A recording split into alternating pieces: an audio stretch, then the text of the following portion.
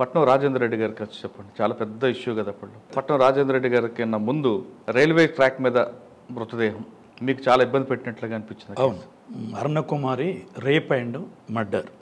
ఆ murder case అంటే దగ్గర ఏ పోలీస్ స్టేషన్ లేదు సార్ ఆ కేసు? బుల్లారం రైల్వే స్టేషన్లో ఓకే రిపోర్ట్ అయ్యింది. మచ్చబుల్లారం. ఆ కేసు ఎలా ఉందంటే ఆల్రెడీ చెప్పాను. అంటే మీ సీన్ వెళ్ళేసరికి ఆ కేసు ఏంటి? Rape and murder railway track మీద ఉంది. రైల్వే ట్రాక్ మీద లేదు. అక్కడ మాకు సిఐడికి అంత మటాస్ అయిన తర్వాత సిఐడికి వస్తాయి సార్ ఎవిడెన్స్. మీకు వచ్చేసరికి కంప్లైంట్ ఏముంది? ఏమని ఉంది అని అంటే in the year 1995 scheduled caste welfare association అని హైదరాబాద్లో ఒకటి ఉండేది. వాళ్ళు ఎస్సీలు కాబట్టి వాళ్ళ అక్కడికి రిప్రజెంటేషన్ పంపారు. వాళ్ళు in turn forwarded the same petition to the CID.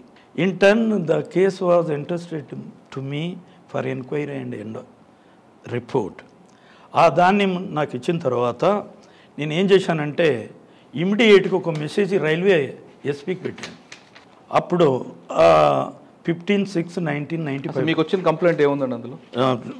Raman లోపల రమణకుమారి కదా? అరుణకుమారి. ఈమె ఫ్యాషన్ డిజైన్లో పనిచేసేది అమ్మాయి. చేసి అక్కడ ప్రిన్సిపల్ మొదలు సిడిఆర్ హాస్పిటల్లో ఈమె రిసెప్షనిస్ట్గా పనిచేసే వ్యక్తి. అయితే అతనికి అక్కడ ల్యాబ్లో వాళ్ళంతా ఫ్రెండ్స్లు ఎక్కువ ఉన్నారు. ఉంటే ఏమైపోయింది, వీళ్ళందరితో నుండి కొంచెం సోషల్గా ఉండే అమ్మాయి అనుకుంటాను. అక్కడ జరుగుతుంటే ఏమైపోయిందంటే ఒకరోజు ఒక జాన్ మనోహర్ అని చెప్పేసి ఒక టెక్నీషియన్ ఈమె రూమ్లో ఉన్నప్పుడు ఆ అమ్మాయి కూడా ల్యాబ్కి వచ్చిందని స్టేట్మెంట్ నాకు వచ్చింది. నా ఇన్వెస్టిగేషన్లో తేలింది అది. అయిన తర్వాత అక్కడ ఏమని చెప్పిండ్రు అని అంటే ఎవిడెన్స్ అంటే నేను విట్నెస్ను కలెక్ట్ చేసేటప్పుడు వాళ్ళు చెప్పింది ఏంటంటే ఆ అమ్మాయి అందరితో సోషల్గా ఉండేది. ఒక్కరోజు ఈ జాన్ మనోహర్ అనే వ్యక్తి ఆమె క్యాబిన్లోకి వెళ్ళి ఒక వండర్ఫుల్ గుడ్ న్యూస్ నీకు చెప్తాను, నువ్వు కండ్లు మూసుకో అన్నాడు అని. అంటే అమ్మాయి friendly accordingly closed her eyes. Then he started kissing start చేశాడు. కిస్సింగ్ స్టార్ట్ చేసే వరకు అమ్మాయి కోపం వచ్చి చెంపల మీద కొట్టింది, బాగా కొట్టేసింది. కొట్టి మళ్ళీ హెడ్ ఆఫ్ ది హాస్పిటల్కు రిపోర్ట్ చేసింది డిపార్ట్మెంట్.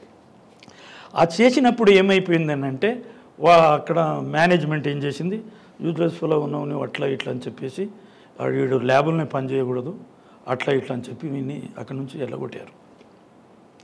ఎల్లగొడితే మళ్ళీ ఇప్పుడు వేరే హాస్పిటల్లో పనిచేసే టెక్నీషియన్ మళ్ళీ వేరే హాస్పిటల్లో ఎక్కడనో తెలుసా అని చెప్పి పంచగుట్ట పోలీస్ స్టేషన్ ముందు ఉంది, అక్కడికి వచ్చి ఆవిడ పని చేసుకుంటూ ఉన్నాడు. కానీ వీళ్ళిద్దరికి అక్కడ ఎవిడెన్స్ ఏమున్నదంటే ఈ అమ్మాయి జాన్ మనోహర్ ఇద్దరు బైక్ మీద ఎంజాయ్ చేసేవాళ్ళు అని కూడా స్టేట్మెంట్లు ఇచ్చారు. అదే కాకుండా ఇంకా కొంతమందితో కూడా అమ్మాయి తిరుగుతూ ఉంటుంది. అంటే సోషల్గా ఫ్రెండ్షిప్ హోటళ్ళకు అక్కడిక్కడ పోతూ ఉంటారు సార్ అట్లా ఇట్లా అని. మేమందరం కూడా కలిసి అక్కడ ఉన్నవాళ్ళు అందరూ ఎవిడెన్స్ ఇచ్చారు. ఎవిడెన్స్ని ఇచ్చిన తర్వాత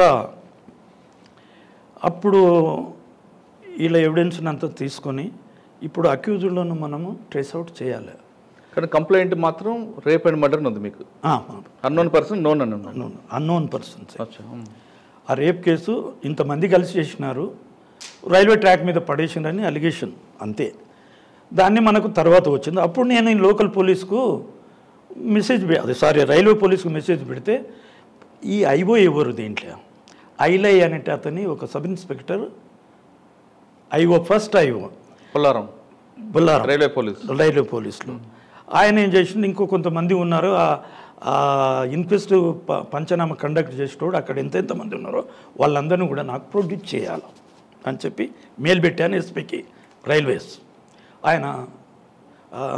అప్పుడు ఆయన పంపిస్తే అంటే నాకే టైం ఇచ్చారు. నేనే సికింద్రాబాద్ పోలీస్ స్టేషన్ పోయి రైల్వే సూపరింటెండెంట్ ఆఫీస్లో ఎగ్జామ్ చేశాను, రికార్డ్ వాళ్ళ స్టేట్మెంట్లు. అందరూ ఇంప్రాపర్ ఎవిడెన్స్ దే గివ్. ఒక్కటన్నా ప్రాపర్ లైన్డ్గా లేవు. చేసేది అడిగిన క్వశ్చన్కు డిఫరెంట్గా నువ్వేం చేస్తున్నావు అని అంటే నోరు తెరవడం. ఇది పద్ధతి కాదు, ఇది ప్రొసీజరల్గా లేదు. మీరు చేసింది ఏమిటి? అంత గెలిబిలి స్టేట్మెంట్లు, కన్ఫ్యూజ్డ్ స్టేట్మెంట్స్ వాళ్ళు ఇచ్చారు. వాళ్ళు ఇచ్చిన తర్వాత అక్కడ రైల్వే పోలీసులు ఫస్ట్ సీన్ ఆఫ్ అఫెన్స్కి వెళ్ళినప్పుడు అక్కడ ఏం సీజ్ చేశారు వాళ్ళు? ఎక్కడ ఉన్నది సీన్ ఆఫ్ అఫెన్స్కు అక్కడ railway track in between rail పట్టాలు ఆ రాళ్ళ పక్కన ఉంది. ఆ అమ్మాయిని ఏం చేశారు అని అంటే ఒక బట్టలో బాగా కట్టి బాగా కొట్టారు. మూతి పగిలిపోయింది, చెయ్యి వేళ్ళు ఇరిగిపోయినాయి, చెయ్యి తిరిగిపోయింది. బాగా ఒక జంకానమా బెడ్షీట్లకు కట్టేసి ఒక ముద్ద మాదిరిగా పండబెట్టారు ట్రాక్ మీద as per the local evidence. వాళ్ళు ఇన్క్వెస్ట్ కండక్ట్ చేయాలి కదా, చేశారు. అక్కడ ఏమేమి ఉన్నాయి, మీరు ఏమేమి చేసినట్టు ఎవడేమి చెప్పడు. అసలు ఇన్వెస్టిగేషన్ లోపల మీరు ప్రజెంట్ ఉన్నారా, ఇన్క్వెస్ట్ కండక్ట్ చేసేటప్పుడు, పోస్ట్ మార్టం చేసేటప్పుడు అవైలబుల్ ఉన్నారా, అది కూడా సరిగ్గా చెప్పరు. ఎవరు లేరు, ఏది లేదు. వీళ్ళదంతా టోటల్గా I came to A conclusion that this is a case of superficial. వీళ్ళ లెవెల్లో, పోలీస్ లెవెల్లో ఇది సూపర్ఫిషియల్ జరిగిపోయింది. కాబట్టి ఇక నేనే నా స్వయంగానే నా మెథడ్ను అడాప్ట్ చేయాలని చెప్పేసి చక్కగా వాళ్ళ తల్లి పోస్టల్ డిపార్ట్మెంట్లో పనిచేస్తుంది, ఆమె దగ్గరికి వెళ్ళాను. ఎవరు? డిసీజెడ్ తల్లి. ఆమె దగ్గరికి వెళ్తే ఆమె అంత స్టోరీ చెప్పేసింది. సార్, మా అమ్మాయి సోషల్ చాలా క్లెవర్ అమ్మాయి, చాలా ఎప్పుడూ మాకు నా భర్త చనిపోయాడు, వాళ్ళ భర్త పేరు మురారి అది ఉన్నది. వాళ్ళ భావనేమో గుంతకల్ లోపల డిప్టీ జనరల్ మేనేజర్ పుల్లయ్య అని చెప్పేసి ఇట్లా అలా కథ అంతా చెప్పింది. చెప్పిన తర్వాత ఆమెకు ఒక పెద్ద బిడ్డ ఉన్నది, ఈమె ఉంది. ఆ పెద్ద బిడ్డ పేరు పద్మకుమారి ఉన్నట్టుంది, ఈమెనేమో అరుణ. ఈ ఇద్దరు పిల్లలు ప్రైవేట్లలో జాబులు చేస్తూనే ఉన్నారు. మొగుడు చచ్చిపోయినాక ఆమె చేస్తున్నది, మంచిగా బతుకుతున్నారు ఆడపిల్లలు పెట్టుకొని. ఎక్కడ?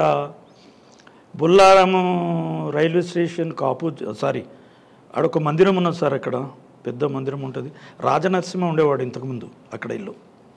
అక్కడ మన పోస్టల్ డిపార్ట్మెంట్ క్వార్టర్స్ ఉన్నాయి, అందులో ఉండేవాళ్ళు. బొల్లారం బ్రిడ్జ్ పక్కన అయ్యప్ప స్వామి టెంపుల్ ఉంటుంది. రైట్ అలా ఆ కాలనీలో పోస్టల్ కాలనీ ఉన్నది, అక్కడ ఆమె అలాట్మెంట్ చేశారు, అందులో ఉన్నారు. అట్లనే ఉంటే అప్పుడు ఆమె ఏం చెప్పింది, ఇట్లా ఆమె ఫ్రెండ్స్ కూడా వచ్చేవాళ్ళు, వాళ్ళందరూ వచ్చి మేము అనుకున్నాం ఫ్రెండ్స్ కదా అనుకున్నాను సార్, మేము అట్లా ఇట్లా అనుకున్నాము. ఇక ఫ్రీగా ఉండేవాళ్ళు. ఇక వాళ్ళ వెంబడి కూడా వచ్చి వాళ్ళు వచ్చి ఇక్కడ నా బిడ్డకు లిఫ్ట్ కూడా ఇస్తుంది, లిఫ్ట్ ఇంటి దగ్గర వదిలిపెట్టాం డ్యూటీలు అయిపోయినాక. అవన్నీ ఆమె వాస్తవం చెప్పేసిన తర్వాత మరి ఎట్లా జరిగింది ఇదంటే, ఇంతమంది వస్తుండే సార్, ఒక పేరు నలిన్ కుమార్, పద్మభూషణ్, పద్మనాభం, ఇంకెవరో 5-6 మంది పేర్లు చెప్పింది. వీళ్ళందరూ ఆమె ఫ్రెండ్స్, ఆడపిల్లలు కృప, ఇంకెవరెవరో నలిని బొలిని అన్ని చాలామంది ఉన్నారు. వీళ్ళందరూ పేర్లు కూడా చెప్పారు. చెప్పిన తర్వాత ఇవాళ ఎంక్వైరీ అంతా చేసుకొని అక్కడ చుట్టుపక్కల ఆమె కూరగాయలకు పోయింది. ఏ రోజైతే ఈమె బయటికి వెళ్ళిందో ఆ రోజు మధ్యాహ్నమే వచ్చేసింది. వచ్చేసి టిఫిన్ తీసుకుపోయింది హాస్పిటల్కి. మళ్ళీ మధ్యాహ్నం వచ్చి అక్క దగ్గర కీ ఉంది, పద్మ దగ్గర. ఆమెనేమో 5 గంటలకు ఏమో వచ్చింది. వచ్చే వరకు ఈమె బయటనే వరండాలో కూర్చొని తినుకుంటే వరండాలో కూర్చొని ఉన్న వాళ్ళ అక్క వచ్చింది. ఏమి ఇంత జల్దీ వచ్చినావు అంటే, లేదక్క ఇవాళ నాకు పని అంతా లేకుండా వచ్చేసినాను, అట్లా ఇట్లా. ఇద్దరు ఇంట్లోకి పోయినారు, ఇంట్లో కూర్చొని అది చేసుకొని కూరగాయలు ఏమీ లేవు, కూరగాయలు తీసుకురాపో అని చెప్పి వీళ్ళ చెల్లెల్ని పంపింది అరుణన్ బయటికి. అక్కడనే మెయిన్ రోడ్కు అక్కడ ఉంటుంది అనమాట. అక్కడ కూరగాయల షాప్ దగ్గరికి వెళ్ళి కూరగాయలు తీసుకొని వచ్చింది.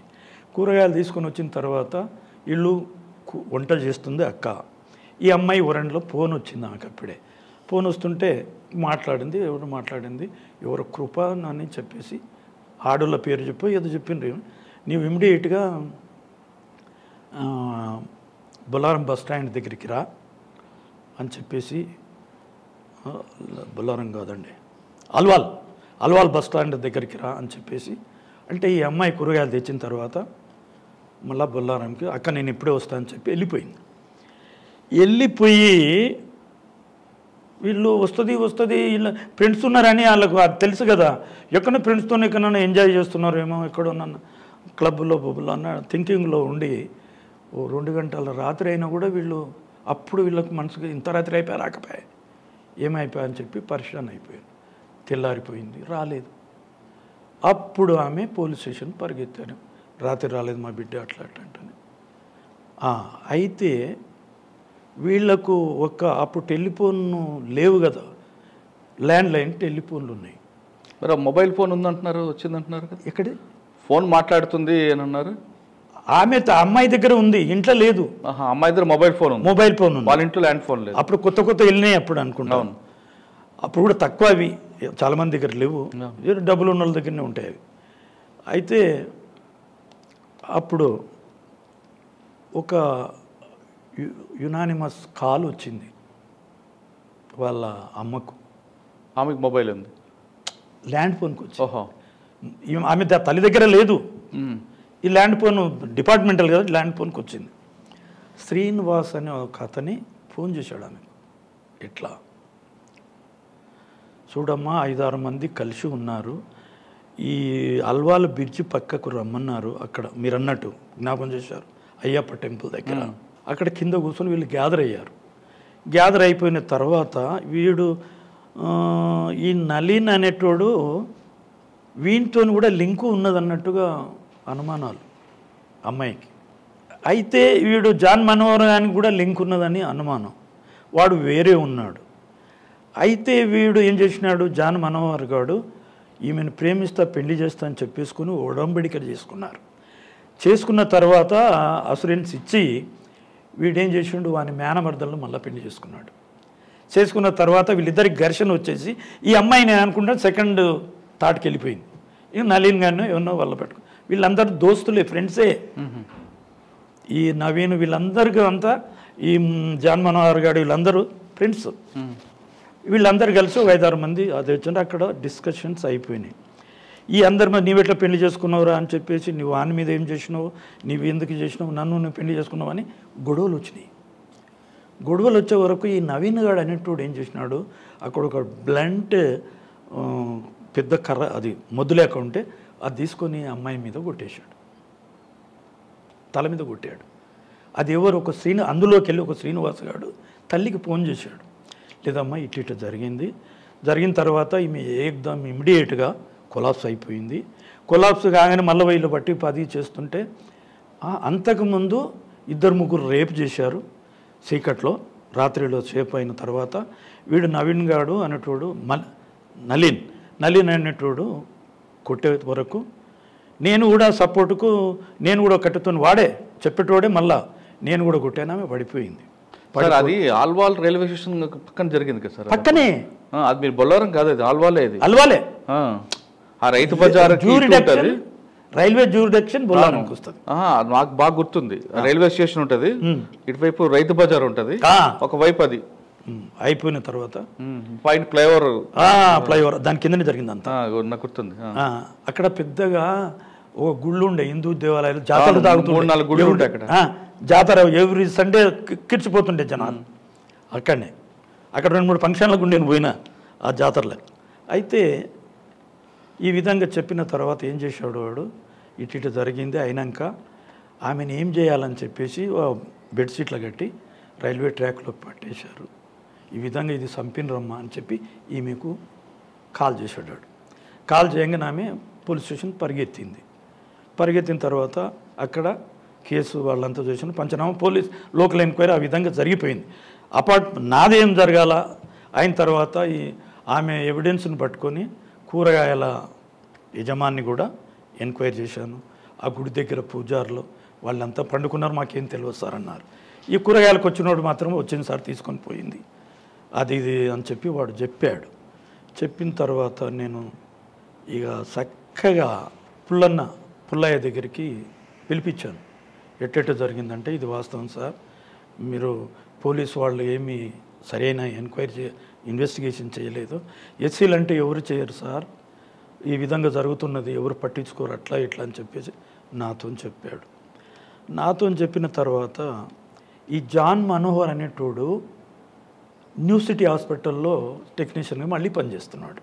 చేస్తున్న తర్వాత వాడు ఒక్కడే అవైలబుల్ ఉన్నాడు. మిగతా వాళ్ళందరూ బాంబాయి ఎక్కడెక్కడ పరారైపోయారు. అప్పటికి 5-6 నెలలు అయిపోయింది. జరిగిన దానికి 5-6 నెలలు అయిపోయింది. 5-6 నెలల దగ్గర 1 year అయిపోయింది అనుకుంటాను. అయిపోయింది కేసు. మా దగ్గరికి అంతా అషిడాప్ అయినాక అంతా డిసప్పేర్ అయినాక మా దగ్గరికి వస్తుంది. అవిటిని మేము అప్పుడేం చేయాలంటే సర్కమాస్టాన్షియల్ ఎవిడెన్స్ క్రియేట్ చేయాలి. దానికి మళ్ళీ కేసు కాన్స్టిట్యూట్ చేయాలంటే చాలా కష్టమైన పని ఉంటుంది. సిఐడిలో అట్లాంటి కేసులే వస్తాయి, అట్లాంటివి చేయాలి. అయితే వాడిని ఎగ్జామ్ చేశాను నేను పోయి ఒకరోజు చేస్తే వాళ్ళు ఏమైపోయిందంటే అక్కడ సెక్యూరిటీ ఆఫీసర్ ఉంటాడు ఒకడు, అని పేరు వస్తలేదు నాకు. వాడు పోలీసుడు, రిటైర్డ్. వాడు వాళ్ళని ఎగ్జామ్ చేయాలంటే వాడిని పర్మిషన్ తీసుకున్నారు. వాడేమో మేనేజర్ తెలుసుకోవాలి. ఇవన్నీ అయిపోయినాక వాళ్ళ దగ్గరికి పోతే ఎంక్వైరీ చేశాను. చెప్పురా బాబు నువ్వు ఏ ఊరు, ఏం సంగతి అంత. వాని బ్యాక్గ్రౌండ్, తల్లిదండ్రి, వాళ్ళ తండ్రి ఏమో టీచర్, తల్లి ఏమో నర్సు, ఇట్లా పనిచేస్తుంది ఫలానా దగ్గర, అట్లా ఇట్లా అని వాడు అందరి వాళ్ళ హిస్టరీ అంతా రాశాడు. మరి వాడు ఈ అమ్మాయి విషయంలో అంటే నాకేం సంబంధం లేదు సార్, నా దగ్గర ఉంది అది, ఇట్లా ఉన్నది కదా అంటే లేదు సార్ ఇదంతా అబద్ధాలు అట్లా. వాడు నిజం చెప్పారు కదా. అదే విధంగా అది జరిగింది. జరిగిన తర్వాత వాడు వినలేదు. మరి పెళ్ళి ఎందుకు చేసుకున్నారో, ఆడపిల్లల్ని అన్యాయం చేయొచ్చా, అట్లా మంచిది కాదు కదా. బీయింగ్ ఏ క్రిస్టియన్ అంటున్నావు, ప్రైజ్ ద లార్డ్ అంటారు, ఇవన్నీ అంటారు, ఇంత అన్యాయం చేయడం మంచిది కాదు అట్లా ఇట్లా అని అంటే, ఇక వాడు నేనేం లేదు సార్, అది సార్, ఇది సార్, ఆమె ఎంతోమందితో ఉన్నది, వాళ్ళు ఇట్లా, నీవు ఉన్నావు కదా గ్యాంగ్లా అని నేనన్నా. ఉన్న తర్వాత వాడు కొన్నాళ్ళకి ఏమైపోయిందంటే ఇక వాటితో వాడు ఒక్కడే నాకు ఆధారం ఉన్నది. ఫస్ట్ సోర్స్, ఇంకా వేరేళ్ళు ఎక్కడ నాకు అవైలబుల్ లేరు, దొరకదు కూడా ఇన్ఫర్మేషన్. కొన్నాళ్ళకి ఇట్లా నేను ఎగ్జామ్ చేయగానే అది మా బావ దగ్గరికి వెళ్ళిపోయింది ఇన్ఫర్మేషన్. మా బావ దగ్గర వానమ్మ నర్సుగా పనిచేస్తుంది, మా బావనేమో హెల్త్ ఆఫీసర్. రాములు ఇట్లా ఒక కేసు అంట, వాళ్ళ పిల్లోడు ఏదో మర్డర్ కేసులో ఉన్నారని నువ్వు ఇన్వెస్టిగేషన్ చేస్తున్నావు అంట, ఏంటా అది చూడరాదు, బీదోళ్ళు వాళ్ళు అట్లా ఇట్లా అని నాతో అన్నాడు. ఇంకా నాకు జర కొంచెం మంచి సన్వి ఏర్పడిపోయింది. ఇక వాళ్ళతో మంచిగా ఫ్రెండ్షిప్ చేయాలని మళ్ళీ ఒకసారి పోయినా, బిడ్డ ఇట్లరా వీళ్ళందరూ ఎక్కడెక్కడ ఉన్నారని మళ్ళీ వేగపోయి ఇట్లా మీటింగ్ పెట్టుకుంటే అక్కడ డాక్టర్లు కూడా నాకు పరిచయం అయిపోయినారు. ఎందుకు కాడికి పోవాలి, మళ్ళీ కూడా పోతే బాగుండదు అని చెప్పేసి, నా ఆరోగ్యం బాగలేదని మళ్ళీ అది అవుట్ పేషెంట్ టికెట్ తీసుకున్నాను, అది టెస్ట్ బొట్లు అన్నీ చేయించుకోవడం ఇట్లా జరిగింది బాగానే రోజులు.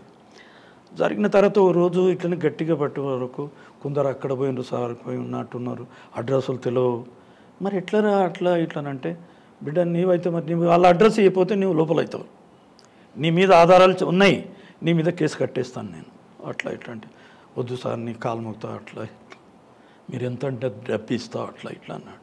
నేను మాట సపరండి పార్ట్ 1లో కూడా చెప్పాను, చూడు నాకు డబ్బు ఇవ్వాలంటే లక్షలు ఇవ్వాలి, కానీ నువ్వు మామూలుగా నీవెంత, నీ బతికెంత, నువ్వు మామూలుగా ఇస్తే నాకు సరిపోదు బిడ్డ, నాకు 1 నుండి 5 లక్షల వరకు లంచం. అదే అది ట్రిక్ అదంతే. అంతే, నా మాట సపరండి. నా ఇన్వెస్టిగేషన్లో అన్ని కేసులు ఇదే అడాప్ట్ చేశాను. అదే వాళ్ళు మనకు సరెండర్ అవ్వాలంటే వాడు డబ్బు ఇవ్వకూడదు, నేను తీసుకోకూడదు, వానికి వెళ్ళదు కదా. కరెక్టే. అంటే మీలాంటి ఆఫీసర్లు ఏం చేస్తారంటే సార్, అవతలని మనం ఓన్ చేసుకోవాలి, అదే ఉద్దేశం, తీసుకోవాలి ఇంటెన్షన్ కాదు. అదే అంటే కేసు డిటెక్ట్గా, అవును, what ever it may be, I have to detect the case. మీరు నాకు లక్షల్లో కావాలన్నారా? అన్న లక్షలు కావాలి, 1 lakh నుండి 5 lakhs లోపల నా రేంజ్, ఈ విధంగా చెప్పాను నేను. చెప్తే అంతనా సారు అన్నాడు. అక్కడ సెక్యూరిటీ ఆఫీసర్ గాడు ఏం చేసినాడు, నేను సిఐడిలో ఉన్నా కదా, అప్పుడు నేను ఎక్కువ సఫారీలు వేసేవాడిని, బుల్లెట్ రాములు, సఫారీ రాములు అని నా పేరు సిఐడిలో. అయితే వాడు ఇట్లా అదే ఈ 2 పేర్లు చెప్పుకుంటే మా దగ్గరికి వచ్చాడు. అక్కడ నా కొలీగ్సే నాకు పడి రాదు, అదే ప్రొఫెషన్ తెలిసి ఉంటుంది కదండి. అంటే అందరు ఒకవైపు, నేను ఒకవైపు సిఐడిలో. వారే మంచి టైం, వాడు వచ్చి ఇట్లా అన్నాడు సార్ అట్లా అంటే, వాడు అట్లనే అంటాడా, మిమ్మల్ని లోపల చేసేస్తాడు అని సంగతి మీకు తెలియదు అని ఈ సెక్యూరిటీ గానికి చెప్పిండు. సెక్యూరిటీ గారిని ఎక్కడ అప్పుడు అల్గర్ అని చెప్పేసి ఐజీ, అవును, నాకు కన్సర్న్, బంగారం కడి అల్గర్ గారు, అల్గర్, అవును, చేతికి బంగారం కడి ఉంటుంది, ఆయన దారికల్లేక అయితే ఆయన కూడా ఎస్సీ క్యాండిడేటే. అయితే ఆయన నాకు బాస్ ఆ రోజుల్లో ఐజీ. ఆయన దగ్గరికి పోయినరు. ఆయన వీళ్ళంతా ఒక రకంగా ఆయన కూడా నేనంటే పడదు. ఎందుకనంటే పడదు అంటే అక్కడ ఇక పోలీసుల మీద మనం చెప్పుడేమంత మంచిది కాదు. అయితే అక్కడ కేసులన్నీ కండెమ్ చేస్తా డిఎస్పీలు ఇన్స్పెక్టర్లు వాళ్ళంతా చెప్పేది ఓకే. నేను వచ్చి ఒక్కరిని కేసు రైట్గా తీసేపోరకు ఆయనకు కోపం. అక్కడ నేను అప్పుడు then I was sub inspector. But నేను పెద్ద పెద్ద కేసులు ఎస్పీల మీద డిఎస్పీల మీద ఇన్స్పెక్టర్ అందరి మీద చేసేవాడిని. స్పెషల్ ఆఫీసర్ అని చెప్పేసి అందరి మీద అది కూడా బోగస్ పేరు పెట్టుకుని చేపిస్తుంటాను. అయితే అప్పుడు డిఎస్పీ వెహికల్ నాకు ఎస్ఐ నుంచే అక్కడ వెహికల్ తక్కువ. డిఎస్పీ వెహికల్ ఆనందరావు అన్నాడు డిఎస్పీ. ఆయన వెహికల్ నాకు ఇచ్చేసిండు. అది కొన్ని 3 ఏళ్ళు 4 ఏళ్ళు నా దగ్గరనే ఉంది. అతనేమో ఒట్టిగానే రావాలి, బస్సులో రావాలి, బస్సులో వచ్చి పోవాలి. వాళ్ళు చేసేది ఏముంటుంది, ఆ ఇన్స్పెక్టర్ ఏం చేసిండు, ఈ ఇన్స్పెక్టర్ ఏం చేసిండు అని ఒట్టిగానే వాళ్ళు వాళ్ళకు కూడా కేసులు ఉంటారు కానీ వాళ్ళు సరిగ్గా చేయరు, చేయలేదు కూడా నా లెవెల్లో. అయితే ఎన్నేళ్ళు పెట్టుకుంటావు నేను కేసులో అని ఈ ఐజీ అడిగారు నన్ను.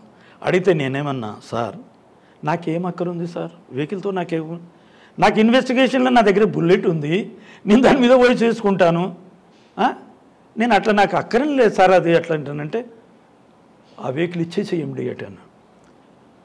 కొన్ని కేసులు ఉన్నాయి, ఆ కేసులు ఏం చేసి నేనేమి భయపడేవాడిని కాదు.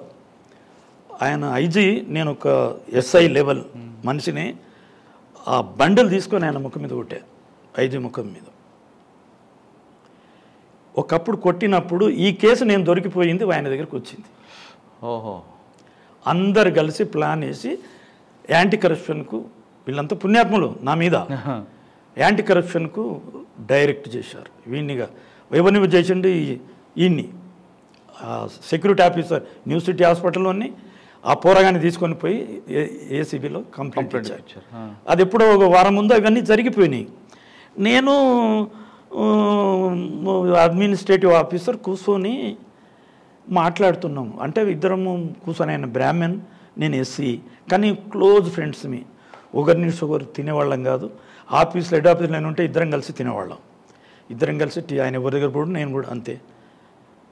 ఆయన కట్టనేసి ఆయన ఆఫీస్ సపరేట్ ఉంటుంది, అందులో కూర్చోండి. తింటుంటే ఒక అతని వచ్చి తొంగి చూశాడు. వీళ్ళు చెప్పినారు కదా చేయడం వాళ్ళంతా, సఫారీ సెట్ ఉంటుంది, ఇక్కడ ఒక మచ్చ ఉండే, అది పోయింది నాకు, పెద్ద మచ్చ ఉంటుండే, ఇప్పుడు కూడా కొంచెం ఉన్నదేమో, ఇట్లా మచ్చ ఉంటుంది. ఆయన దగ్గర ఉన్నాడు, ఆయన చూసుకున్నారు. వీళ్ళు చూసుకొని పోయి అంతా తయారు చేశారు. తయారు చేసి అంతకంటే ముందు మా ఇంట్లో కూడా ఇన్వెస్టిగేషన్ అన్నీ జరిగిపోయినాయంట. ఇక చూసుకొని పోయిన తర్వాత ఒక వారం రోజులకు వీడు ఫోన్ చేస్తాడు నాకు, John Manohar, new city hospital. Sir, Bombay నుంచి అక్కడ బయటకు వెళ్ళంతా 4 వచ్చేస్తున్నారు, మీరు 6 గంటల వరకు వచ్చేయండి సార్ అని నన్ను అన్నాడు. ఇక బుల్లెట్ వేసుకొని డర్రన్న పోతే బీప్ ప్రైస్ పెట్టుకొని పోయే వరకు డాక్టర్ చెక్ చేస్తారు కదా, కన్సల్టెన్సీ రూమ్ నెంబర్ 3 అరేంజ్ చేశారు. అందులో ఊదుబత్తీలు అవి మంచిగా పెట్టింది. ఎవరు డాక్టర్లు లేరు. ఇట్లా చేరేసి నాకు చేరేసి, ఇక ఆఫీసర్ని కదా మంచిగా మర్యాద చేస్తారు, అందు చేస్తే నేను మంచిగా కూర్చుంటే, ఏం బిడ్డ ఎట్లా ఎక్కడున్నారో వాళ్ళంటే, వస్తారు సార్, మరి తొందరగా వెళ్ళిపోయిరా అంటే, నేను పిలిపిస్తావు సార్. వచ్చినాక ఇక్కడ నేనేమో చైర్ మీద కూర్చున్నా, డాక్టర్ పేషెంట్లు కూర్చుంటారు కదా స్టూలు, వాడిని అట్లా కూర్చొని పెట్టుకొని ఇట్లా దగ్గరనే ఇట్లా కూర్చొని జత పట్టుకొని కూర్చోబెట్టాను మంచిగా. వానితో నాకు చాలా పని ఉంది కదా, వాడిని చాలా ప్రేమ చేసిన. ఇద్దరం పోయి టీ తాగడము, టిఫిన్లు చేయడం, ఇవన్నీ జరుగుతుండే. ఇవన్నీ చేశాను. చేసిన తర్వాత అప్పుడు ఏం చేశాడు, సార్ డబ్బులు తెచ్చాను సార్. అంత డబ్బు ఎక్కడికి వెళ్ళి ఇంత తొందరగా వస్తుంది రా బాబు? లేదు తెచ్చాను సార్ అంటానండి అన్నాడు. తెచ్చానని చెప్పేసి ఇట్లా దగ్గర వాడు ఇట్లా కుడి చేతితో ఇట్లా పట్టుకుని ఉన్నట్టున్నాడు. నేను ఇట్లా అది బ్రీఫ్ కేసు స్టేట్మెంట్లు రికార్డ్ చేయాలి కదా, పేపర్లు తీయాలని, కన్సర్న్ ఫైల్ ఇట్లా అన్నా. ఇట్లా అంటే ఇట్లా తెలుసుకుంటుంది అది ఆటోమేటిక్. ఇప్పుడు అది కోర్టులోనే ఉన్నది, తెచ్చుకోలే ఇంకా. అయితే అది లేచి ఇట్లా తీస్తున్నా కిందికి, ఇట్లా మీది కానీ మీది ఫైళ్ళు కిందిది ఇట్లా లాగుతున్నా. సార్ డబ్బు అంటని చెప్పి ఆ కట్ట దస్తులో కట్టడం ఇట్లా పెట్టాడు, కార్నర్ మీద పెట్టాడు, రైట్ కార్నర్ బ్రీఫ్ కేసు. పెట్టంగానే నాకు కోపం వచ్చేసి లేచి వాడు ఇట్లా పెట్టి ఇట్లా పరిగెత్తున్న గల్ల పట్టుకున్నట్టుకెళ్ళి, అరే అవలగాడ ఎందుకురా ఇంత జల్ది నాకు డబ్బు ఇప్పుడు అక్కర్లేదు తర్వాత తీసుకుంటా బిడ్డ నేను అట్లా గుంజుతుంటే ఇంటలేడు చాలా ఫోర్స్ఫుల్గా పరిగెత్తుకొని పోతున్నాడు. నేను ఫోర్స్ఫుల్ 2 చేతులు పెట్టి గల్ల పట్టి గుంజి ఇట్లా పోతుంటే ఆ మూత దగ్గరికి ఇట్లా వెళ్తున్నామో లేదో దొరలు కూర్చున్నారు, నిలబడ్డారు. శరవ దిక్కు వెంకటరత్నం అని పేరు వచ్చింది ఆ రోజులో నాకు. వెంకటరత్నం ఇన్స్పెక్టర్ ఆ రోజుల్లో. వెంకటరత్నం నా ఎడమ చేయి పట్టేసి అయిపోయాయి. ఎవరు నీవు అంటానే తెలుసు, వాడు ల్యాండ్ ఆర్డర్లు అక్కడిక్కడ పనిచేసేటప్పుడు తెలుసు. ఏ వెంకటరత్నం అంటాను అంటే నేను యాంటీ కరప్షన్లో పనిచేస్తాను. యాంటీ కరప్షన్ కథ ఇక్కడ ఇంకోటి పట్టిండు, ఇంకోటి 2 పడ్డాడు. ఒకటి ప్రసాదో ఎవరో డిఎస్పి కూడా ఉన్నాడు. వాళ్ళు 2 పట్టుకున్నారు నన్ను. పట్టుకుంటాం అనగా నేను పడిపోయిన తర్వాత ఏదో ట్రీట్మెంట్లు అవన్నీ చేసి దాన్ని పంచనామా నాదేమీ రాలేదు, అది కూడా వాళ్ళు సాయం చేసిండ్రు అనుకుంటే నా మీద పగుంటే వచ్చామేవి రాలే. వాళ్ళు అనుకుంటే రుద్దేవాళ్ళు నా దాని మీద పడ్డది కదా. చాలా మందికి ఇట్లా కూడా పోలీసులు అన్యాయాలు జరుగుతాయి, కానీ దేవుడు అది జరగనివ్వలేదండి. నాకు దేవుడే సాయం చేశాడు. యాంటీ కరప్షన్లో పని చేయలేదు. నాకు నా పని కొందరికి నచ్చిన వాళ్ళు కూడా ఉంటారు కదా ఇన్స్పెక్టర్ల లోపల. వెంకటరత్నం కూడా నచ్చిందేమో, అతనే అయ్యో బలవంతంగా ఫింగర్ ప్రింట్ తీసుకోలేదు. నేను స్ప్రో నుండి కోలుకున్న తర్వాత నా చేతులు కలిగితే తెల్ల నీళ్ళే ఉన్నాయి కానీ పింకు రాలేదు. పిన్న తర్వాత ఇమ్మీడియట్ అరెస్ట్. ఎంత అండి క్యాష్ అది ఇప్పుడు? అది 5 లక్షలు 6 లక్షలు అంతే. ఒక్కొక్క రూపాయి నోట్లు ఇంత కట్టి 5 లక్షలు 5 lakhs ఉందా? లేదు, 1 లక్ష కూడా లేదు, 5,000. 5,000 ఉన్నది. ట్యాప్ చేయాలన్నట్టు ఉద్దేశం. అంత డబ్బు అడికెళ్ళి తెస్తారు సార్. అది కూడా అది పోరుగో అవుతుంది. కేసు అయితే అదే కొండపోయడం కచ్చరకుండీలో పడేస్తారు, కోట్ల అయిపోతాయి. అందుకోసం వాళ్ళు పోలీసులు కదా చాకచక్యంగా చేశారు. చేసిన తర్వాత నన్ను అరెస్ట్ అన్నారు. అరెస్ట్ అయినాక కొండపోయినరు, బెయిల్ మీద రిలీజ్ చేశారు. బెయిల్ మీద చేస్తే అప్పుడు ప్రసాదరావు అని ఉండే ఐజీ, ఆయనను చూడు సార్ మీరు జైలుకి వెళ్ళారు కదా. నేను జైలుకి వెళ్ళలే, బెయిల్ మీద ఇచ్చారా? అప్పుడు పర్సనల్ బెయిల్ ఇచ్చేవాళ్ళు. బెయిల్ మీద నన్ను అంటే అప్పుడులో లేదు, అరెస్ట్లో లేవు, ఉన్నాయి. అరెస్ట్ చేస్తారు, బెయిల్ మనకి ఓన్ బెయిల్ మీద ఇస్తారు, పర్సనల్ బెయిల్ మీదనే బౌండరీ తీసుకుంటారు. నీవు ఎక్కడ పోకుండా అది కావాలి ఇది కావాలి. ఇమీడియట్గా నన్ను సస్పెండ్ చేస్తారు కదా. కేసు ఎప్పుడైంది I was placed suspension in CBCID. 3 ఏళ్ళు ఉన్నా సస్పెన్షన్లో. అప్పుడు ఈ కేసు స్టార్ట్ అయ్యి అప్పుడు చెప్పాను నేను, ఆయన కాళ్ళు పట్టుకొని ప్రసాదరావు గారి పేరు దాంట్లో ఇవ్వకండి సార్, పేపర్లు మాత్రమే ఇవ్వకండి. పేపర్లు ఇచ్చేవాళ్ళు ఇమ్మీడియట్గా. పేపర్లు ఇవ్వకండి సార్, మా అమ్మ నన్ను ఒక్కటే కొడుకుని అల్లారుముద్దుగా పెంచుకుంది, మా అమ్మకి ఇట్లాంటివి నచ్చవు, మేము బీదోళ్ళమైనా కూడా ఇట్లాంటి దాంట్లో లేదు సార్, మా అమ్మ చచ్చిపోతుంది, మీరు ఇంటికి కూడా పోతారేమో, తెలుసు కదా అప్పటికి నాకేమేమి జరుగుతాయి, మీరు ఇంటికి కూడా పోతారు, అది జరగనివ్వకుండా. అప్పుడు ఆయన అన్నాడు, నీ ఇంట్లో ఏమున్నదా బూడిదే అన్నాడు. అది అనుకొని ఆ తర్వాత ఇది చెప్పినా కూడా అందులో తర్వాత అసెంబ్లీ సెషన్ స్టార్ట్ అయింది. అప్పుడు అపోజిషన్ పార్టీ వాళ్ళు లేవనెత్తారు, సిబిసిఐడిలో కూడా దొంగ ఇన్స్పెక్టర్స్ ఉన్నారు ఈ విధంగానే నా మీద. అంటే నేను ఒక్కనే దొరకబడ్డా కాబట్టి గెస్టెడ్ ఆఫీసర్ లెవెల్లో కూడా జరుగుతున్నాయి అట్లా ఇట్లా అని చెప్పి క్వశ్చన్ లేవదీశారు. బీజేపీలు తీసిండ్రు, ఎవరో తీసినట్టున్నారు. అయితే కాంగ్రెస్ వాళ్ళు, అప్పుడు టీడీపీ గవర్నమెంటే. అయితే అప్పుడు ఏం చేసిండ్రు మా వాళ్ళు, యాంటీ కరప్షన్లో వీడు అవలాగాడు మళ్ళీ ఏమన్నా చేసుకోవాలాడు అది ఇదని, నాది బంటు అని మార్చి ఒట్టిగా రాములు అని అసెంబ్లీలో చెప్పేశారు. ఇక వాళ్ళు సాటిస్ఫై అయిపోయినారు. ఆయన అరెస్ట్ అయిపోయిండు, అండర్ సస్పెన్షన్లో ఉన్నాడు, డిస్మిస్ కూడా అయిపోతున్నాడు అని చెప్పేసి అసెంబ్లీలో మన డిపార్ట్మెంట్ నుంచి అనౌన్స్మెంట్ చేపించారు అసెంబ్లీలో. అదట అయిపోయింది. అయిపోయిన తర్వాత అప్పుడు ఆ కేసు అయిన తర్వాత ఈ విధంగా అన్నీ చేసినాక వీళ్ళను మొత్తం మళ్ళీ ఇవంతా ఫ్యాక్ట్ మీకు చెప్పాను కదా, అదంతా తయారు చేసుకొని అంతా రెడీ ఉన్నది. ఇక వీళ్ళను అరెస్ట్ చేయాలా, వీళ్ళు ఎవరు లేరు, ఒట్టిదే బోగస్. తర్వాత కేసు కడదాం అట్లా ఇట్లా అని చెప్పేసి రిపోర్ట్ మళ్ళీ సబ్మిట్ చేశాను. సబ్మిట్ చేసే వరకు ఇక నన్నేమో సస్పెండ్ చేశారు. కేసు అదే అషప్ అయిపోయింది. నా సస్పెన్షన్ పీరియడ్లో ఏసీబీ కోర్టు రన్ అయ్యింది. అది కూడా ఒక 2 ఏళ్ళు 3 ఏళ్ళు గడిచింది. అండర్ సస్పెన్షన్లోనే ఉన్నాను. ఫైనల్గా 313 ఏదో సెక్షన్ ఉంటుందండి, ఇప్పుడు జ్ఞాపకం వస్తలేదు, సిఆర్పిసి. దాని కింద పర్సనల్గా జడ్జి మనల్ని ఒంటరిగా ఆయన యాంటీ రూమ్లోకి ఛాంబర్ కూడా కాదు, యాంటీ రూమ్లో పిలుచుకొని స్టేట్మెంట్ రికార్డ్ చేస్తారు. చేస్తే ఏమైనా ఇది ఏంటి, నువ్వు ఇంత అవలగడ ఉన్నావు, 5 లక్షల రూపాయలు నీకు ఎవడిస్తాడు, అంత లంచం తీసుకుంటావు, ఎన్ని కోట్లు కట్టినావు, ఎన్ని బిల్డింగులు కట్టినావు, ఎన్ని పొలాలు కొన్నావు అని స్టార్ట్ చేశాడు జడ్జి. ఆయన చాలా స్ట్రిక్ట్ ఆఫీసర్, టెమిలియన్. ఆయన దేవుడు చెప్పాలంటే, నన్ను బతికించింది అతనే. అంటే సార్ మీరు ఏమన్నా చేయండి, వాస్తవమే చెప్పుకుంటూ వచ్చాను, వాస్తవమే మీతో కూడా చెప్తాను, మీరు అన్నది నా మాట సపరండి కరెక్ట్ సార్. ఎందుకంటే ఒక కేసును ఆ అక్యూజ్డ్ పార్టీని నా వైపు మార్చుకుంటేనే నన్ను నమ్ముతారు, అప్పుడే కేసు డిటెక్ట్ అవుతుంది. ఆ యాంగిల్ అని నేను అన్ని కేసులు 100% డిటెక్ట్ చేసుకుంటూ వచ్చాను సార్. ఈ కేసులో నాకు ఇది అడ్డు తిరిగింది, నా మాట సపరండి అడ్డు తిరిగింది. అంటే అప్పుడు ఆయన అన్నాడు, భక్త తుకారామును ఆయన అన్నాడు. ఆయన ఉన్న తర్వాత నేను నిజమే చెప్తున్నా సార్, మీ దయ, మీరు నన్ను ఏమన్నా నీటనన్నా ముంచండి, ఎట్లన్నా చేయండి, బాయిలన్నా వేయండి, అయిపోయింది సార్ నేను అంటని చెప్పి, నాకు అది అయిపోయినాక అది అయిన తర్వాత మళ్ళీ 1 నెలకు హియరింగ్ వచ్చింది. ఫైనల్ జడ్జిమెంట్లు అన్నీ అంతా అయిపోయింది. ఈ కౌంటర్ వీళ్ళు నా అడ్వకేట్లు, వాళ్ళ అడ్వకేట్లు, గవర్నమెంట్ అడ్వకేట్లు అంతా ఎవిడెన్స్ అయిపోయినాక ఫైనల్ జడ్జిమెంట్ రిజర్వ్ అయింది. 1 నెల తర్వాత అదే అనౌన్స్ అవుతుంది. మాకు భాస్కర్ అన్నని సూపరింటెండెంట్ ఇంజనీరు, నాకు చాలా క్లోజు, ఆయన చదువుకు దానికి బాగా తోడ్పడ్డ వ్యక్తి. ఆయన ఎప్పుడు హియరింగ్ ఉన్నా ఆయన నిజామాబాద్, వరంగల్లో పనిచేస్తుండే, ఆయన జీప్ తీసుకొని వచ్చి నన్ను కోర్టుకు తీసుకుపోతుండే. అట్లాంటి వ్యక్తి ఆయన. మటన్ గిట్ట వండితే నేను తిన్నంత వరకు నేను డ్యూటీలో ఉన్నా కూడా పోవాలి, లేకపోతే తిడుతుండే, లంగా నేను అట్లా ఆకలిగా రారా అని.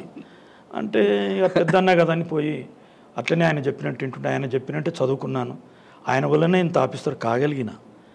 అయితే అప్పుడు వీడు ఎట్లా జడ్జిమెంట్ అగెనిస్ట్ అవుతా అంతా ఉన్నట్టు చెప్తున్నాడు వీడు అని చెప్పేసి, ఆ ఛాంబర్లో అది ఉంటుంది కదా, బార్లు, బిహైండ్ ద బార్స్ అంటారు చూడు, అండ నిలబడితే ఈయన కూడా వచ్చి నాతో నిలబడ్డాడు. వీడు పడిపోగలడు, చచ్చిపోగలడు అని చెప్పి అనౌన్స్మెంట్. ఏడుస్తున్నా బాగా, నన్ను వచ్చి ఇట్లా పట్టుకొని బిగితో పట్టుకుంటే జడ్జి అడిగాడు, నీవు ఎవరంటే, నేను ఇతని బ్రదర్ను సార్ అన్నాడు ఆయన. ఓకే, ఎందుకు నువ్వు పడ్డావు అని అంటే, వణుకుతున్నాడు సార్ వాడు అని చెప్పేసి. అంటేనండి మొన్న తర్వాత ఇట్లా నెత్తి కిందకి వేసుకున్నాడు జడ్జి. నెత్తి ఇట్లా కిందకి వేసుకొని, mister B Ramulu so and so, inspector of CBCID, found not guilty అన్నాడు. అప్పుడు ఎంత సంతోషం మా అన్నకు మాకు. అదని ఆయన అంటే అప్పుడే కాళ్ళు మొక్కపోయినా ఆయన వినలేదు, లేచి వెళ్ళిపోయాడు. అట్లా జరగదంట. మనం అనుకున్నట్టు కోర్టు ప్రొసీజర్ ఉంటుంది కదా. నేను ఎట్లా అప్పుడైతే ఆయన దగ్గరికి నేను పరిగెత్తనికి పోతుంటే ఆయన లోపల లేచి వెళ్ళిపోయాడు, డోర్ వేసుకున్నాడు. ఇక ఆ తర్వాత ఆ కేసు అట్లా జరిగిపోయింది సార్. ఈ విధంగా ఆ కేసులో మిమ్మల్ని ఇబ్బంది పెట్టారు, చాలా ఇష్యూ చేశారు కదా, కానీ అసలు నిందితులు దొరికారా? ఇక దొరకడే, నేను పట్టణానికి పోయే వరకే దాన్ని అదే అయిపోయింది, తర్వాత లేదు. తర్వాత ఆఫీసులు కూడా దాన్ని ఎవరు ఇంకా చేయడం, అది కెప్టెన్ పెండింగ్ టిల్ టుడే. అంటే అక్కడున్న సెక్యూరిటీ ఆఫీసర్ చేసిన పని ఇదంతా అంత పని మా వాళ్ళు కూడా, మా పోలీసులు కలిపే, మా సిఐడి వాళ్ళు కలిపే చేశారు. కరెక్టే. ఆ మహానుభావుడు ఎవరని, ఆ సెక్యూరిటీ ఆఫీసర్ మీ డిపార్ట్మెంట్ అయినా కదా, రిటైర్ అయ్యి వచ్చి ఉంటాడేమో. ఆయన పేరు ఏమో ఉన్నది సార్, ఇట్లా చెవులకు వెంట్రుకలు ఉంటుండే పేరు వస్తుంది, వెంకటస్వామి సమ్ పేరు ఉన్నది. అతని ఆయన స్కెచ్ ఇదంతా అంతా ఉన్నది. వీళ్ళు కూడా మా వాళ్ళు కూడా, అంటే ఒకవైపు చూడు సార్, పోలీస్ డిపార్ట్మెంట్ లోపల చెప్పాలంటే చెప్తే చెడ్డవాళ్ళం అవుతాం, కానీ చెప్పకూడదు. డిపార్ట్మెంట్ మీకు అంత లైఫ్ ఇచ్చింది కాబట్టి నేను నిజంగా చెప్తాను, నేను ఎవరికేం భయపడను. ఇప్పటికి కూడా నన్ను చంపినా కూడా నేనేం భయపడే వ్యక్తిని ఏమి కాదు.